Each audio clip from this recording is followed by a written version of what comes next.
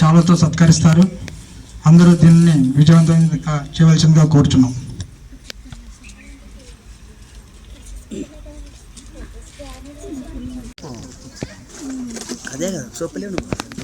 నువ్వు కింద కూర్చున్నాడు చెల్లెని పట్టుకొని ఫోటోను కొట్టలేరు.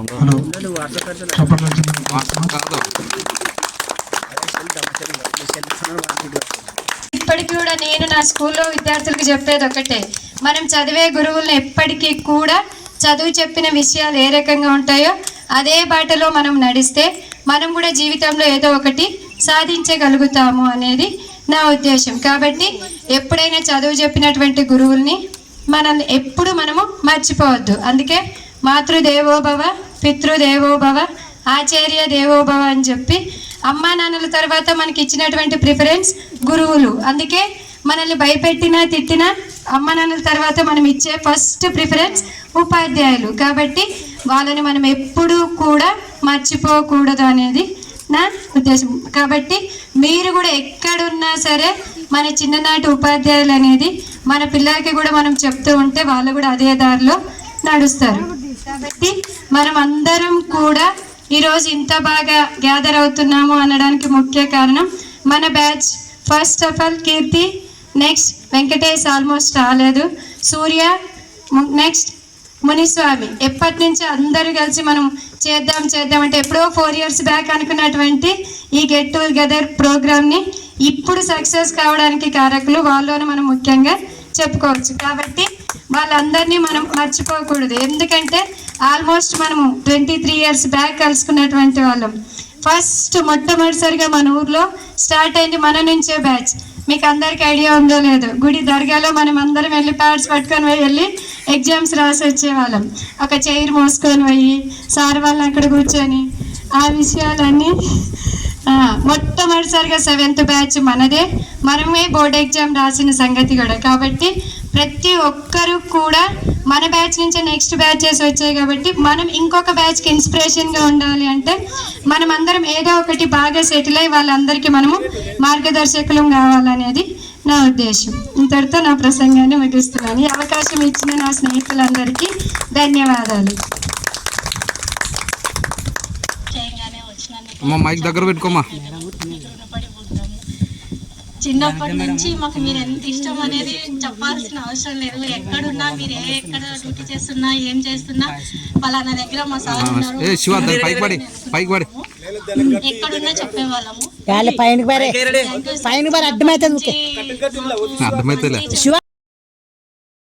అవునమ్మా మీ టీచర్ ఇంత బాగా నేర్పిందా, మేము రోజు పోతున్నామే మాకు రాదే అంటాడు. అప్పుడు హిందీ మేడం నాకు గుర్తొస్తుంది. అట్లా చంద్ర మేడం కూడా వాళ్ళు అట్లా కాదు నాన్న, ఇట్లా చుట్టాలంటే మీ అమ్మ ముగ్గు నేర్పింది చుడుతున్నావు, నాకు రావట్లేదమ్మా అంటాడు నా కొడుకు, చిన్న కొడుకు. అది కాదు నాన్న, నాకు టీచర్ నేర్పింది, టీచర్ ఇట్లా చుట్టమనింది, నువ్వు ఇట్లా చుట్టాలా అని చెప్తా. అంటే అది కాదమ్మా, నువ్వు ముగ్గేస్తున్నావు కాబట్టి నీకు వస్తుంది, నాకు రాదు, మా టీచర్ నాకు ఇట్లా నేర్పుదు అంటాడు నా చిన్న కొడుకు. అట్లా కాదు నాన్న, టీచర్ వాళ్ళ మాట వింటేనే బాగా చదువుతావు అని నేను చెప్తున్నా ఉంటాను. అట్లా కొన్ని రోజు ఒక టీచర్ ఒకసారి నా లైఫ్లో గుర్తొస్తూనే ఉంటారు. కానీ నా పిల్లలు ఎప్పుడు ఎదుగుతారా, ఎప్పుడే స్టేజ్కి పోతారా అని నాకు ఒక బాధ. ఎందుకంటే మనం 7th క్లాస్ చదివినా మన స్టడీ బాగుంది, పిల్లల్ని ఎంత పట్టి చదివించినా పిల్లలకి అస్సలు అర్థం కాదు ఆ స్టడీ. ఎందుకు అని నాలో ఆవేదన, ఏం అర్థం కాదు. పిల్లలకి అల్లరి ఎక్కువైంది, చదువు తక్కువైంది. కానీ మనకు టీచర్లు ఎంత గొప్ప నేర్పినారో. అసలు 7th క్లాస్లోనే మనకు అసలు హిందీ రానప్పుడు ఈ టీచర్ వచ్చి మనల్ని అంత ప్రిపరేషన్ చేసి బోర్డు ఎగ్జామ్ రాపించింది. హిందీ టీచర్ మరీ మరీ గుర్తొస్తూనే ఉంటుంది నాకు. అందుకనే థ్యాంక్ యూ మేడం. ఉమాదే టీచర్ కూడా తెలుగులో బాగానే ప్రిపరేషన్ చేసింది. సుధాకర్ సార్ అంటారా, కోపం వచ్చినప్పుడు కొట్టినప్పుడు అయితే నాకు సుధాకర్ సారే గుర్తొస్తాడు. ఎందుకంటే గట్టి గాత్రిస్తే తప్ప పిల్లలు మాట అనేది అయితే సుధాకర్ సార్లో నాకు అర్థమైంది. అట్లా చంద్రం టీచర్ అంతే, ఎందుకంటే శాంతి మీదుగా చెప్తుంది. ఆ ఓర్పు నాకెందుకు లేదు, పిల్లల్ని ఇట్లా శ్రీస్తున్నా, పిల్ల వాళ్ళు ఇద్దరు చెప్పలేకపోతున్నానే టీచర్ వాళ్ళు ఎందుకు చెప్తున్నారు, ఇంతమంది పిల్లల్ని సపోర్ట్ చేసి నేర్పిస్తున్నారే, మనం ఇద్దరు పిల్లలకి చెప్పుకోలేం ఇంట్లో హోంవర్క్.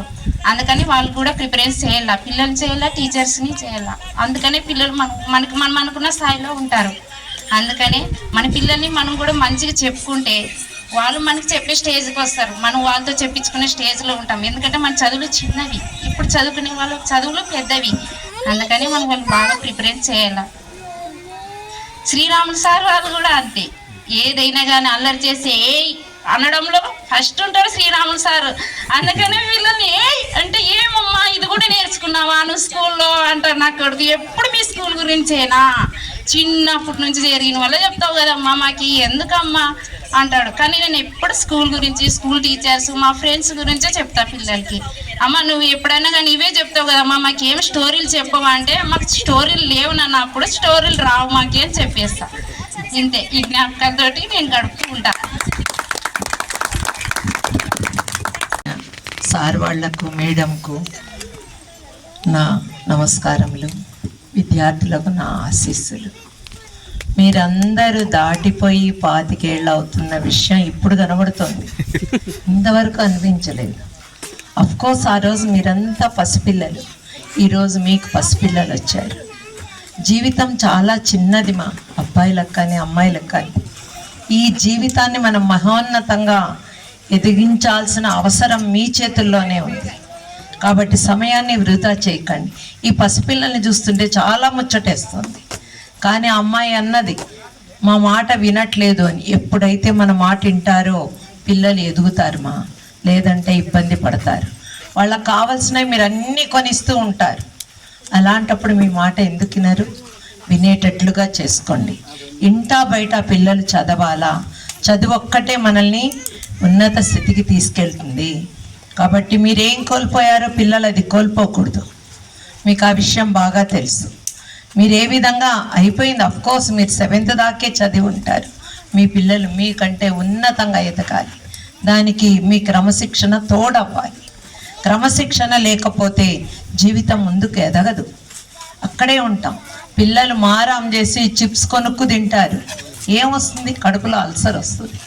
అదే ఒక పండు తినిపించండి, తినిపించడం కష్టం.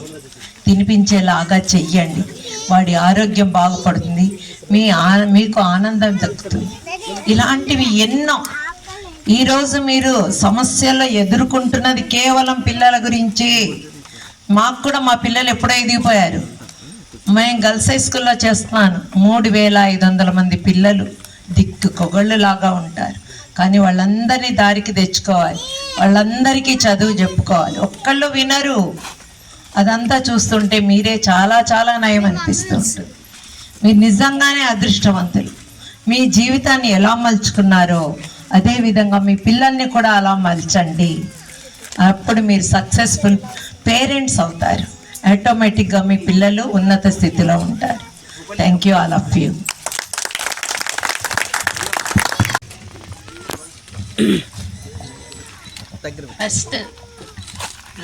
ఫస్ట్ ఇక్కడ మొగతి అంటే నాకు ఇష్టమైన ఊరు. ఎందుకంటే ఫస్ట్ ఇక్కడే నేను ఫస్ట్ అపాయింట్మెంట్ భయంగా ఇక్కడ నేను ఈ స్కూల్లో జాయిన్ అయినటువంటి పరిస్థితి ఎట్లుంటుందో ఏమో, ఈ ఊరు ఇక్కడ పరిస్థితి ఎట్లుంటుందో అని ఫస్ట్ ఇక్కడ స్కూల్లోకి వచ్చినప్పుడే మాకు సారు సుధాకర్ సారు ఇంతకు ముందే తెలుసు. వాళ్ళ చెల్లెలు మా క్లాస్మేట్, సుధాకర్ సార్ చెల్లెలు.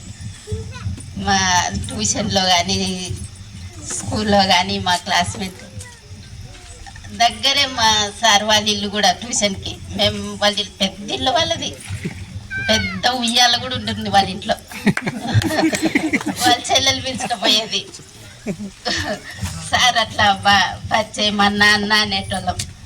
అట్లా ఇంకా నాకు సగం భయం పోయింది. ఇంకా స్కూల్కి వచ్చేపాటికి సార్ని చూసి అమ్మ తెలిసిన సార్ ఉన్నారులే బాగుంటుంది ఇంకా అన్నట్లా. ఊర్లో కూడా అందరూ బాగా సహకరించినారు మంచిగా. పిల్లలు అయితే నేను బాగా చదువుకున్నాము, అంతా బాగుండే. తర్వాత సార్ పోయినాక మళ్ళీ మేడం వచ్చింది, విజయలీలావతి మేడం. ఆమె కూడా చాలా బాగా ఇంకా ఒక ఫ్యామిలీ లాగా, ఒక తల్లి లాగా చూసుకుంది నన్ను. అయితే స్కూల్లో పిల్లలతో కానీ అంతా చాలా బాగుండేది. తర్వాత రామన్న సార్ కూడా వాళ్ళ చెల్లెలు మా క్లాస్మేట్. రామన్న సార్ చెల్లెలు కూడా అట్లా. సార్ కూడా బాగా అలవాటు. తర్వాత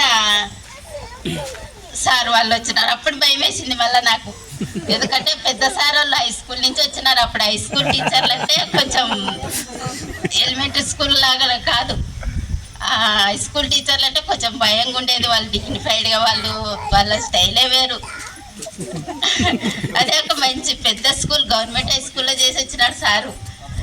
అట్లా చూసి కొంచెం వీళ్ళు ఎట్లుంటారో సారు అనేది కొంచెం భయపడ్డాం. కానీ సారు వాళ్ళు కూడా చాలా బాగా మాకు సహకరించినారు. అందరూ ఒక ఫ్యామిలీ లాగా. సార్ వాళ్ళు వచ్చినప్పుడు ఎవరు ఈరన్న సారు, తర్వాత జానకి మేడము, ఉమా మేడము, ఒక ఫ్యామిలీ మెంబర్స్ లాగా ఉండేటోళ్ళము. ఏ చిన్న అవసరం వచ్చిన మండల ఆఫీసులో ఏ పని వచ్చినా కూడా మమ్మల్ని అస్సలు అక్కడికి అవసరమే లేదు, అంతా సార్ వాళ్ళే చూసుకునేటోళ్ళు. తర్వాత ఊర్లో కూడా ముగెత్తి అంటేనే నాకు ఇంకా మాకు ఇల్లున్నట్లు అనిపిస్తుంది. ఎందుకంటే ఫస్ట్ ఈ ఊరే కాబట్టి పిల్లలు కూడా చాలా బాగా గుర్తొస్తారు. అట్లా మీరు కూడా బాగా పైకి వచ్చి మంచి ఫ్యామిలీ పిల్లల్ని బాగా చదివించుకోండి. అప్పట్లో మీరు చదివేటప్పుడు ఎక్కువ అవకాశాలు లేవు, ఇప్పుడు బాగున్నాయి, మంచి స్కూళ్ళు ఉన్నాయి. మీరు మీ పిల్లల్ని బాగా చదివించుకొని మీ పిల్లలకు మంచి భవిష్యత్తు కల్పిస్తూ ఆశిస్తారని దేవుణ్ణి కోరుకుంటున్నాను. సమానులు శ్రీరాములు సార్ గారికి, సోదరి సమానులైనటువంటి చంద్రమ్మకి, తర్వాత జానకి మేడం గారికి నా యొక్క నమస్కారాలు. మరి ఈ యొక్క పూర్వ విద్యార్థుల ఆత్మీయ సమ్మేళనం సందర్భంగా 23 సంవత్సరాల తర్వాత మళ్ళీ వాళ్ళ పిల్లలతో కలిసి మళ్ళీ ఈ యొక్క కార్యక్రమానికి వచ్చి చూస్తుంటే మాకు మీరు ఇంకా పిల్లలాగే అనిపిస్తున్నారు. పిల్లలు అయినట్లు లేరు,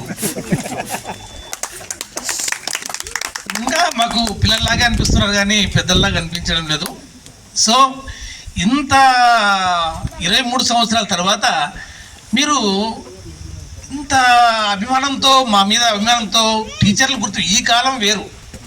అసలు టీచర్ ఎదురు పడితే కూడా మాట్లాడనటువంటి పరిస్థితులు ఉన్నటువంటి ఈ యొక్క సమాజంలో 23 సంవత్సరాల తర్వాత సుదీర ప్రాంతంలో ఉన్నటువంటి బెంగళూరు, హైదరాబాదు, సో దూరం ఉన్నటువంటి వాళ్ళందరూ కూడా మమ్మల్ని గుర్తుంచుకొని ఈ యొక్క కార్యక్రమం ఇంత పెద్ద ఎత్తున చేస్తున్నారంటే చాలా సంతోషంగా ఉంది. అసలు మేము ఇదైపోతున్నాం. మేము ఈ స్టేజ్ మీద చూస్తూ అరే ఎంత కష్టపడుతున్నారు కదా ఈ పిల్లలు, మా కోసం ఇంత గుర్తుపెట్టుకొని ఇంత రిస్క్ తీసుకున్నారే అనిపిస్తుంది. సో మళ్ళీ మీకు ముఖ్యంగా ఒక విషయం చెప్పాలి. మాతృదేవోభవ, పితృదేవోభవ, ఆచార్య దేవోభవ అంటారు. అంటే తల్లి జన్మనిస్తుంది, తండ్రి బాధ్యతలను బరువు మోస్తాడు. మరి వారి తర్వాత గురువుకే మనకి యొక్క స్థానాన్ని ఇచ్చినాడంటే తల్లిదండ్రుల తర్వాత నెక్స్ట్ గురువుకే ఇచ్చారు ఆ భారం. ఎందుకు ఇచ్చారంటే గురువుకి స్వార్థం ఉండదు. ఒక ఉదాహరణకి ఒక తల్లిదండ్రులు ఉంటాడు, వాళ్ళకి 3 పిల్లలు ఉంటారు. వాళ్ళు ఎవరైనా వీక్ ఉంటారు అనుకోండి, ఆర్థికంగా కానీ ఏదైనా కానీ వీక్గా ఉంటే 2 పిల్లలు బాగున్నారులే, ఆ పిల్లోనికి ఒక 2 ఎకరాలు ఎక్కువ ఇద్దాం అనే ఆలోచన తల్లిదండ్రులకు ఉంటుంది. ఇద్దాంలే, ఎట్లా ఒక రకంగా సహాయం చేద్దాము ఆ పిల్లోనికి, వాడు కొంచెం ఆర్థికంగా వీక్ ఉన్నాడు అని చెప్పి. కానీ గురువుకి అలా కాదు. స్కూల్కి వచ్చినటువంటి ప్రతి విద్యార్థికి సమానమైనటువంటి విద్యని బోధించే శక్తి ఒక గురువుకే ఉంది. ఎవరికి తక్కువ ఎక్కువ అనేది తేడా, తారతమ్య భేదాలు చూపించినటువంటి వ్యక్తి మన గురువు. ఇంకొకటి, మాకు దేవుడు అన్ని డిపార్ట్మెంట్లో ఏమిస్తాడో కానీ తెలియదు, కానీ మా ఉపాధ్యాయ వృత్తిలోన 2 రకాలైనటువంటి బిడ్డలు ఇస్తాడు మాకు. ఈ రక్త సంబంధమైనటువంటి బిడ్డలు నీకు ఇస్తే మీరందరూ కూడా మాకు దేవుడు ఇచ్చినటువంటి బిడ్డలు. అందరూ మాకు దేవుడు ఇచ్చినటువంటి బిడ్డలే. ఇలా చూసుకుంటే మా సర్వీసులో కొన్ని వేల మంది ఉంటారు మాకు దేవుడిచ్చిన బిడ్డలు. మాకు దేవుడిచ్చిన బిడ్డలని ఎందుకంటున్నామంటే మీతోనే ఎక్కువ గడుపుతాం మేము. ఉదయం 9 గంటల నుండి సాయంత్రము 5 గంటల వరకు మీతోనే ఉంటాం.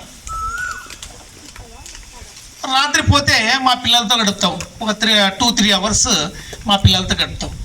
ఎక్కువ శాతము మీతోనే, మా జీవితం అంతా, మా సర్వీస్ అంతా కూడా మీతోనే గడుపుతాం ఎక్కువగా. ఎగ్జాంపుల్ 2001లో నేను ఇక్కడ నుండి ట్రాన్స్ఫర్ అయిపోయి ఖైరుపల్లి పోయినా హై స్కూల్కి ప్రమోషన్లో. అక్కడ 5 గంటలకు హై స్కూల్ అయిపోతే 7 గంటల వరకు బస్సు లేదు. సో మేము ఏం చేసేవాళ్ళం అంటే చిన్నగా నడుచుకుంటా కార్ మంచిగా వచ్చేవాళ్ళం. మళ్ళీ అటు తర్వాత బస్సు రాలేదు అంటే అప్పుడు ఫోన్లు కానీ లేవు, ల్యాండ్ ఫోన్లు కానీ సెల్ ఫోన్లు కానీ ఏం లేవు 2001లో. సో కార్ మంచిగా నడుచుకుంటూ వచ్చేవాళ్ళము. అటు తర్వాత మరి ఇంకా బస్సు రాలేదంటే అగ్రహారం వరకు నడిచి వచ్చేవాళ్ళం. సో మేము ఇంటికి వచ్చే లోపల 7:30-8 అట్లా అయ్యేది. ఇంకా వచ్చేది తినేది పడుకునేది, మరి పొద్దున్నే సర్ది కట్టుకోవడం, మరి పోవడం. సో మేము ఎక్కువ గడిపేది ఎవరితోనా? మీతోనే. సో దేవునిచ్చినటువంటి బిడ్డలు మీరు. మరి ఇలాంటి బిడ్డలు కూడా చాలామంది చాలా ఊర్లో ఉన్నారు. వాళ్ళంతా కూడా గుర్తుపెట్టుకొని మమ్మల్ని ఈరోజు ఇంత ఘనంగా సన్మానించినారు అంటే నిజంగా ఈ యొక్క ఆర్గనైజేషన్ చేసినటువంటి కీర్తి, ముఖ్యంగా వాళ్ళ ఆయన కూడా పిలుచుకొచ్చింది ఆమె బెంగళూరు నుండి. సో ఆల్మద్దయ్య, రామేశ్వరమ్మ, ఇక్కడ ఉన్నటువంటి వేరే ఊరిలో పెళ్ళి పోయినటువంటి ఆడపిల్లలు కూడా ఉన్నారు. వాళ్ళు కూడా ఇక్కడికి వచ్చేసినారు చూడండి. మరి ఇలా చూసుకుంటూ పోతే ఎంత ఈ కాలంలో టీచర్లకి చాలామంది, కాలం మారింది, కాలంతో పాటు సమాజం మారింది. సమాజంలోన పిల్లలు కూడా మారిపోయినారు. అసలు కొడితే కూడా పోయి పోలీస్ స్టేషన్లో పోయి రిపోర్ట్ చేసే పరిస్థితి ఉంది టీచర్ల మీద. నేను నందవరంలో పనిచేసినప్పుడు ఒక టీచర్ మీద ఒక ఆయన పోయి నందవరంలో పిల్లోడు పోయి స్టేషన్లో రిపోర్ట్ చేసినాడు, నన్ను కొడుతున్నాడని. కొట్టే బాధ్యత, సరైన బాధ్యత ఒక టీచర్కే ఉంది, తల్లిదండ్రుల తర్వాత టీచర్లకే ఉంది. ఎవరైతే పుట్టి పెరిగిన ఒక 5 సంవత్సరాల తర్వాత 25 ఏళ్ళ వరకు ఎవరైతే బాగా కష్టపడి చదువుతాడో మిగతా 75 సంవత్సరాలు వాడు హాయిగా ఉంటాడు. చదువులో ఉన్నటువంటి విలువది మనల్ని ఎక్కడ తీసుకుపోతుంది. ఈరోజు అందరూ చెప్తున్నారు, నేను యశోద సూపర్ స్పెషాలిటీ హాస్పిటల్లో నేను పనిచేస్తున్నాను, లేదా ఇక్కడ బెంగళూరులో కీర్తి వాళ్ళ ఆయన పనిచేస్తున్నాడు, కీర్తి పనిచేస్తుంది, రామేశ్వరం కూడా హైదరాబాద్లో పనిచేస్తుందంట. సో ఇవన్నీ చూస్తుంటే చాలా సంతోషం అనిపిస్తుంది. మా పిల్లలు ఎంత బాగా చదువుకున్నారు కదా అని. ఇంకో విషయం చెప్పాలి ఇక్కడ. నేను 2001లో నేను ట్రాన్స్ఫర్ అయితే తమ్మప్ప కొడుకు శివ అని ఉండే, వాడు కొంచెం నా మీద ఎక్కువ ప్రేమ. సుధాకర్ సార్ అంటే వాడు ఎప్పుడు తరుచుకుని ఉంటుండే, ఎప్పుడు నాతోనే ఎక్కువ. ట్రాన్స్ఫర్ అయితే ఒక వారం రోజులు వాడు బడికి వచ్చినాడంట. సుధాకర్ సార్ వస్తా లేకుంటే లేదు. ఎట్లా వస్తా నేను? నన్ను ఖైరుపల్లికి వేసినారు.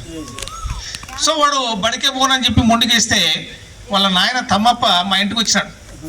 సార్ మీరు వచ్చిపోండి సార్, వాడు బడికి పోకున్నాడు, మీరు రావాలా స్కూల్కి. ఎట్లా వస్తున్నప్పుడు నేను ట్రాన్స్ఫర్ అయినాను కదా అంటే, ఎట్లో గట్లా సార్ రావాలా, ట్రాన్స్ఫర్ అయిన తర్వాత రాకూడదు, నేను అక్కడ పోవాలా.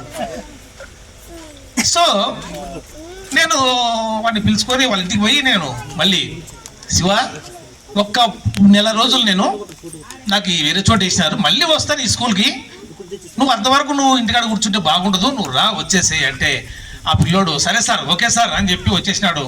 ఈరోజు ఇంజనీరింగ్ కాలేజీలో ప్రొఫెసర్గా పనిచేస్తున్నాడు హైదరాబాద్లో, మియాపూర్లో. చాలా అందరూ కూడా వ్యవసాయం చేసుకునే చిన్న పేద పిల్లలు. ఆ రోజున మేము ఎంత కష్టపడినామంటే వీధి తిరిగి పిల్లల్ని బలవంతంగా వస్తారా రాండి రాండి అని చెప్పి పిలుచుకొచ్చినాము. రాత్రి పడి కూడా చెక్ చేస్తుంటే ఒక్కొక్కసారి నేను రామಣ್ణ సార్ వస్తే పోలీసు వాళ్ళు అని చెప్పి భయపడి పారిపోయిన వాళ్ళు ఉన్నారు కొంతమంది, వచ్చిన పోలీసు వాళ్ళండి. సో ఎన్నో ఇంకొకటి ఏమంటే, మేము వచ్చినప్పుడు 96లో ఊరు 2గా ఉంది, రామిరెడ్డి వర్గం అని, ఈరన్న గౌడు వర్గం అని. అదొకటి ఉంది, బాగా రాజకీయం ఫుల్గా ఉంది. నేనేమో సగం ఊరు నాకు ముగిదిలో బంధుత్వం ఉంది.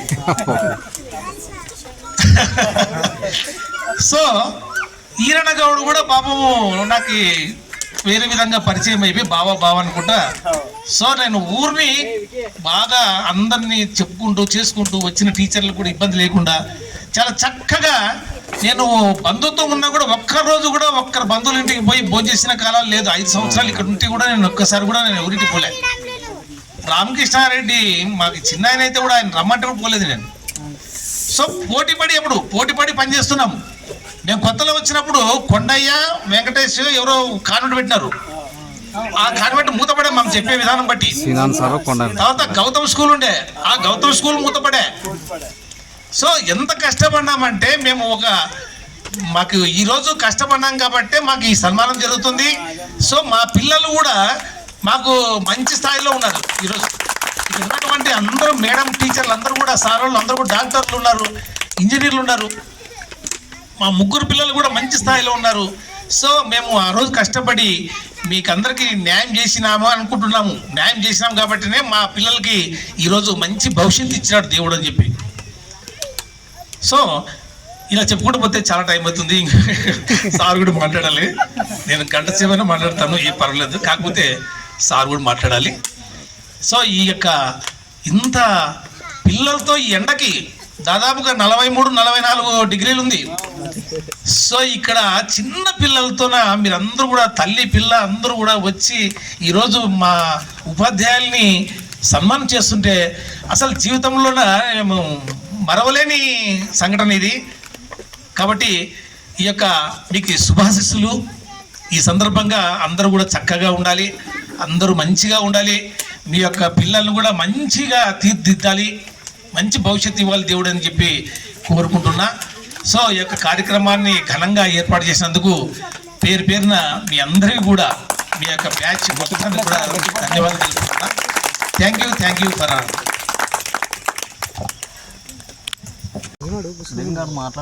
నమస్కారాలు. ఈ ఆత్మీయ సమ్మేళనాన్ని ఏర్పాటు చేసినటువంటి కమిటీ ఉంటుంది ఒకటి. ఆ కమిటీ సభ్యులకు అభినందనలు. అలాగే కమిటీ సభ్యులకు అనుగుణంగా సహకరించి ఈ కార్యక్రమంలో పాల్గొన్నటువంటి ఆ బ్యాచ్ 2002-03 సంవత్సరం బ్యాచ్ విద్యార్థులందరికీ కూడా అభినందనలు. మేడం గారు, చంద్రమ్మ మేడం మాట్లాడుతూ సార్ వాళ్ళు అంతవరకు బాగుంది, సార్ హెడ్ మాస్టర్ సార్ వస్తున్నారు, కొత్త వాళ్ళు వస్తున్నారంటే భయం వేసింది అన్నది. నేను కూడా భయపడుకుంటే వచ్చాను. ఈ ఊరికి చాలా విషయాలు నేర్చుకున్నా. ఇక్కడ నాకు ముగితి నా తర్వాతి సర్వీస్లో 15 సంవత్సరాల సర్వీస్లో ఇక్కడ నేర్చుకున్నవి అక్కడ అన్వయించడం జరిగింది. అందుకే నేను సక్సెస్ఫుల్ ఎంఈఓగా రిటైర్డ్ అయినా. ఆ సక్సెస్కి పునాది పడింది ఇక్కడే. నాకు నిజంగా ఎలిమెంటరీ స్కూల్లో నేను చదువుకున్నప్పుడు ఎలిమెంటరీ స్కూల్ తెలుసు, కానీ పని చేసినప్పటి నుండి ఎలిమెంటరీ స్కూల్ అంటే తెలియదు. నేను ఎలిమెంటరీ స్కూల్లో పనిచేయాలి. ఫస్ట్ స్టార్టింగే జూనియర్ కాలేజెస్లో పనిచేశాను.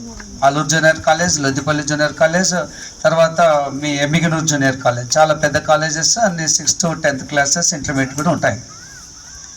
నాకు ఈ ఎలిమెంటరీ స్కూల్ అప్పుడు నాకు ట్రాన్స్ఫర్స్ జరిగాయి. ఎమ్మిగనూరు నుండి నేను వెళ్ళిపోవాలి. ఎమ్మిగనూరు అంటే నాకు ఎందుకో తెలియదు, కానీ మా ఊరు తర్వాత నాకు ఎమ్మిగనూరు చాలా ఇష్టం. ఎమ్మిగనూరు ఇడిచిపెట్టి పోకూడదనే ఉద్దేశంతో ఎలిమెంటరీ స్కూల్ అయినా పర్వాలేదు, యూపీ స్కూల్ అయినా పర్వాలేదు, నాకు ఎమ్మిగనూరు దగ్గరగా ఉండే ఊరు ముగితే ఉంది. నేను ముగితి కోరుకోవడం జరిగింది. ఆప్షన్స్లో ట్రాన్స్ఫర్స్లో ముగితికి వచ్చాను. ఈరన్న సారు హెడ్ మాస్టర్గా ఉండేవాడు. అప్పుడు చూశాను, 2 రూములు 7 క్లాసులు, 2 రూములు 7 క్లాసులు ఉన్నాయి. నేను హెడ్ మాస్టర్ కాదు, నాకు ఈరన్ సార్ ఉన్నాడు. ఈరన్ సార్ని కంటిన్యూ చేయండి సార్, మీరు హెడ్ మాస్టర్, మీకు అనుభవం ఉంది, నాకు హెడ్ మాస్టర్కి అనుభవం లేదు, కంటిన్యూ చేయమన్నాను. సార్ కొద్ది రోజులు చేశాడు. ఆ తర్వాత వద్దు సార్ మీరు తీసుకోండి, మీరు సీనియర్ అంటూ వచ్చాడు, కానీ నేను తీసుకోలేదు. తర్వాత ఎంఈఓ గారు బలవంతంగా లేదండి సీనియర్సే హెడ్ మాస్టర్స్గా ఉండాలి అని ఒకటేసారి ఆర్డర్ పంపించాడు. ఆ తర్వాత నేను 2001 ఆగస్టు 15th రోజు నుండి నేను హెచ్ఎంగా ఛార్జెస్ తీసుకోవడం జరిగింది. హెచ్ఎంగా ఛార్జెస్ తీసుకున్న తర్వాత నా మీద ఉండేటువంటి బాధ్యతలు ఏంటంటే మమ్మల్ని నమ్మి, అంటే నన్ను నా స్టాఫ్ను నమ్మి పాఠశాలలో చేర్పించిన విద్యార్థులందరికీ కూడా సరైనటువంటి అంటే క్వాలిటీ ఎడ్యుకేషన్ అందించడము హెడ్ మాస్టర్ బాధ్యత. సరైనటువంటి మౌలిక వసతులు కల్పించడము హెడ్ మాస్టర్ బాధ్యత. వారికి ప్రభుత్వం నుండి వచ్చేటువంటి ప్రతి దాన్నేమనాలి కానుక లేదా ప్రతి పథకము సక్రమంగా వినియోగించేటట్లు, అంటే పుస్తకాలు సక్రమంగా వచ్చేటట్లు, అలాగే మిడ్ డే మీల్స్ సక్రమంగా జరిగేటట్లు ఇవన్నీ చూసుకోవాల్సిన బాధ్యత హెడ్ మాస్టర్స్దే. అవన్నీ నేను తెలుసుకోవడానికి ముగిది చాలా ఉపయోగపడింది.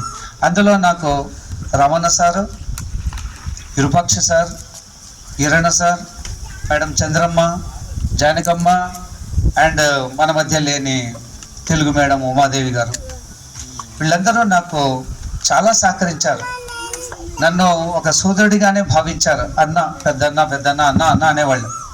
మేడం వాళ్ళు సార్ అనేవాళ్ళు, కానీ భావన మాత్రం అన్నతో సమానంగానే నన్ను భావించారు. నాకు అత్యంత గౌరవాన్ని కూడా ఇచ్చారు వాళ్ళు.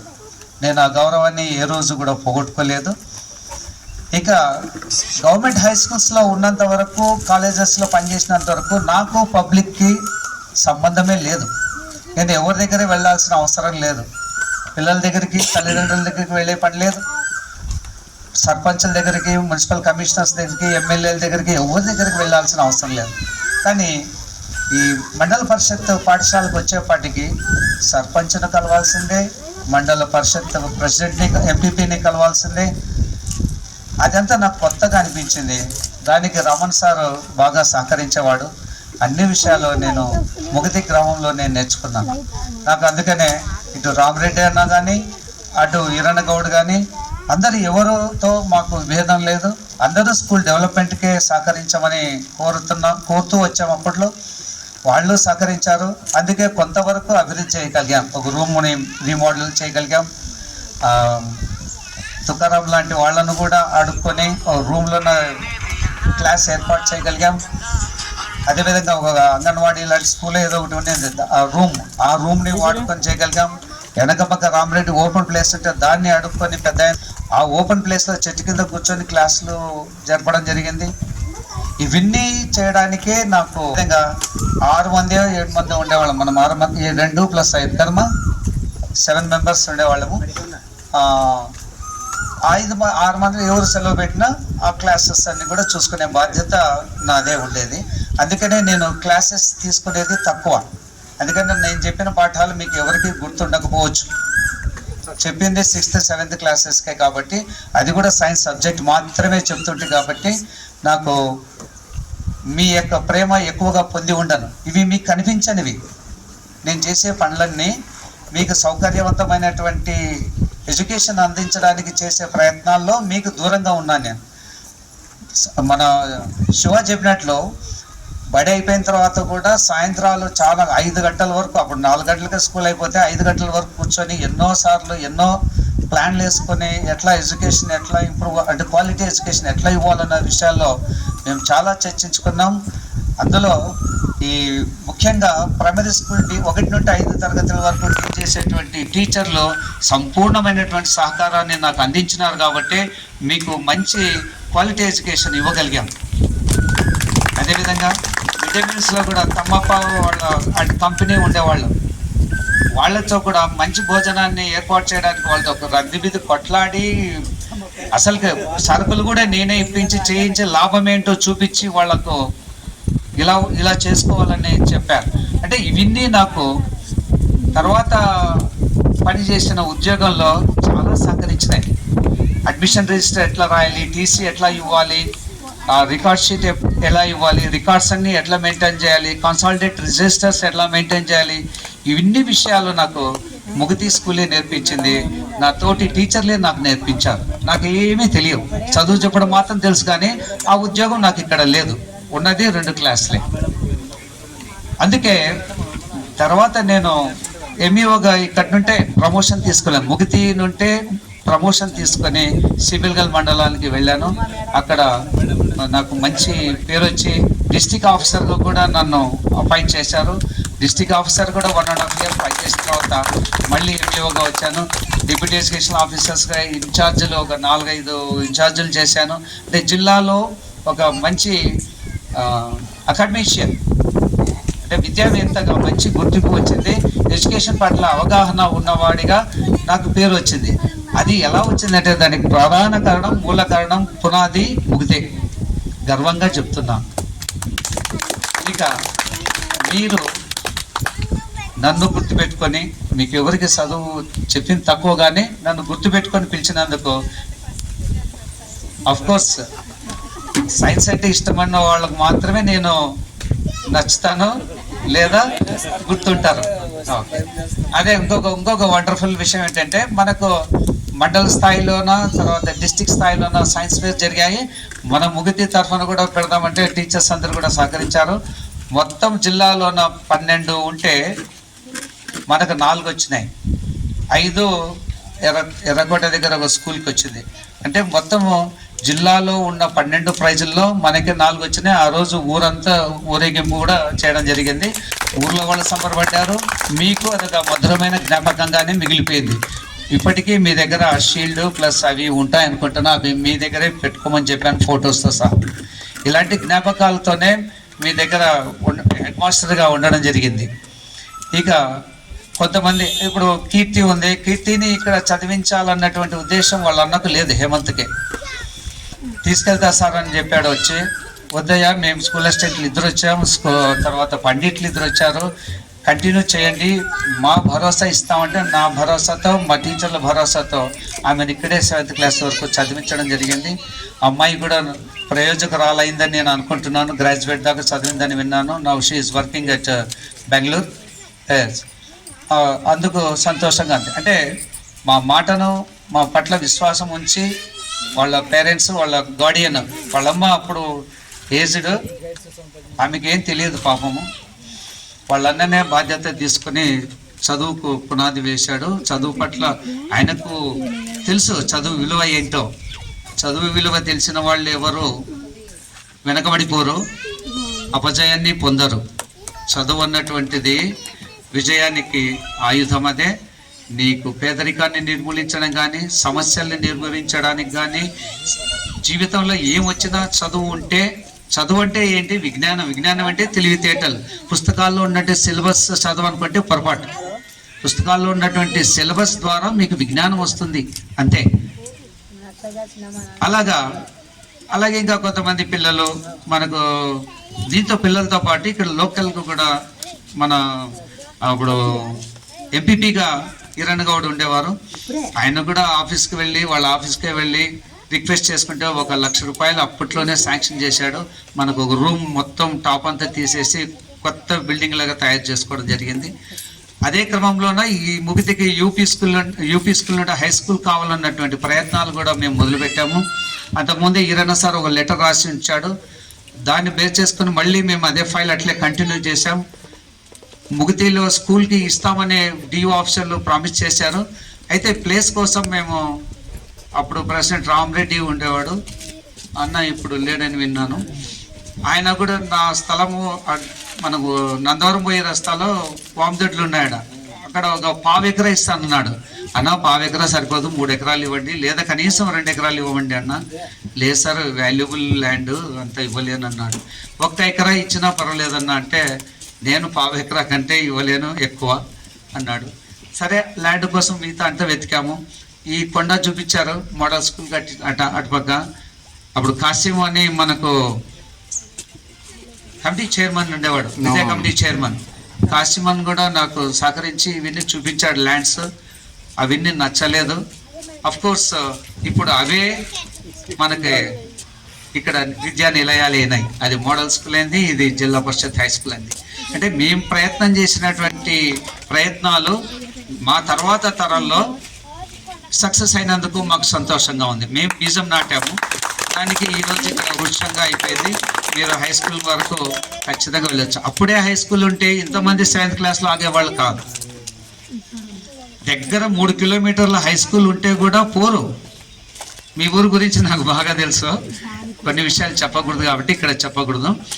మీరు ఇక్కడ 7th క్లాస్ చదువుకొని నేను వ్యాపారవేత్తగా బాగున్నాను, సంతోషంగా ఉన్నానని ఒక వ్యక్తి, నేను 10th క్లాస్ వరకు చదువుకొని పలానా చోట పని చేసుకుంటున్నాను, నాకేం ఇబ్బంది లేదు, జీవితంలో బాగున్నాను ఒక వ్యక్తి. ఇంకా వ్యక్తి, నేను ఎంటెక్ చేశాను, నేను డిగ్రీ చేశాను, పలానా పని చేసుకుంటాను, నా టార్గెట్ ఇదని చెప్పినటువంటి ఈ వ్యక్తులు ఇక్కడ నాకు మీ ద్వారానే ఈ సభ జరగక ముందు మీతో మాట్లాడిన మాటల్లో తెలిసింది. అదేవిధంగా మీరు మాట్లాడిన మాటల్లో కొన్ని విషయాలు తెలిసింది. ఏంటంటే ఇక్కడున్న ప్రతి వ్యక్తికి, అంటే ప్రతి మా విద్యార్థికి ఒక మంచి లక్షణం ఉంది. అదేంటంటే ఆత్మతృప్తి, సంతృప్తి. ఉన్నదాంతో సంతృప్తి పడుతున్నారు. అత్యాశకి ఎవ్వరు వెళ్ళడం లేదు. అయ్యో నేను డిగ్రీ చదవలేదే, నాకే ఉద్యోగం లేదని ఎవ్వరు బాధ. ఉన్న దాంట్లోన అందరు హ్యాపీగా ఉన్నారు, అందరి ముఖాల్లో సంతోషం ఉంది. ఆ సంతోషాన్ని చూస్తే నాకు చాలా సంతోషం వేస్తుంది. సంతోషంగా జీవించడమే జీవిత లక్ష్యం. మేడలు, మిద్దెలు, కార్లు ఇవి కాదు. ఇవి ఉంటే, అదనంగా ఉంటే అవి సుఖాన్ని ఇస్తాయి కానీ సంతోషాన్ని ఇవ్వవు. డబ్బు సుఖాన్ని ఇస్తుంది, సంతోషాన్ని ఇవ్వదు. సత్సంబంధాలు, మానవ సంబంధాలు ఇవన్నీ కూడా మనకు సంతోషాన్ని ఇస్తాయి. ఈరోజు 21 మంది బ్యాచ్ మీది 21, ఆ 21 మంది బ్యాచ్ ఇక్కడ దాదాపుగా 20 మంది దాకా కలిశారనుకుంటున్నాం. మీరు గత స్మృతులను నెమరేసుకుంటూ, ఒకడు పెద్ద పొజిషన్లో ఉన్నా, ఒకడు చిన్న పొజిషన్లో ఉన్నా, ఒకరికొకరు ఎంతో అభిమానంతో పలకరించుకున్నారు. మీలో ఎలాంటి తారతమ్యాలు లేవు. అదే సంతోషం అంటే. ఎవడికి వాడు బాగున్నాడు, నేనేమి ఇక్కడే మెకానిక్గా పనిచేసుకుంటున్నాను, ఎండకి తిరుక్కుంటా అనేటువంటి బాధ మీలో లేదు. అది ఉండకూడదు. అది లేనందుకే మేమంత సంతోషంగా ఉన్నాం. ఇక మీరు ఇప్పటికీ ఎప్పటికీ మా విద్యార్థులే కాబట్టి ఒక 2 విషయాలు ఖచ్చితంగా చెప్పాలి. ఒకటి ఏంటంటే, మిమ్మల్ని మీరు మంచి పౌరులుగా తీర్చిదిద్దుకోండి. ఇప్పుడు మీరు చిన్నప్పుడు మీకు ఏంటో తెలియదు. కొంత వయసు వచ్చిన తర్వాత వయసు చేసే తప్పుడు పనులు లేదా తప్పు ఆలోచనలు మీరు కంట్రోల్ చేయలేరు. ఇప్పుడు అవన్నీ అయిపోయింది. మీరు దాదాపుగా అందరూ 30 ఏళ్ళు దాటినటువంటి యువకులే. 30 ఏళ్ళు దాటినట్టు ఇప్పుడు మీకు పరిపక్వత వచ్చి ఉంది. అంటే జీవితం అంటే ఏంటి, మనం అంటే ఏంటి అనేది తెలిసింది. కాబట్టి అంటే మెచ్యూర్డ్ విషయాన్ని తెలుసుకునేటువంటి పరిజ్ఞానం మీకు వచ్చింది.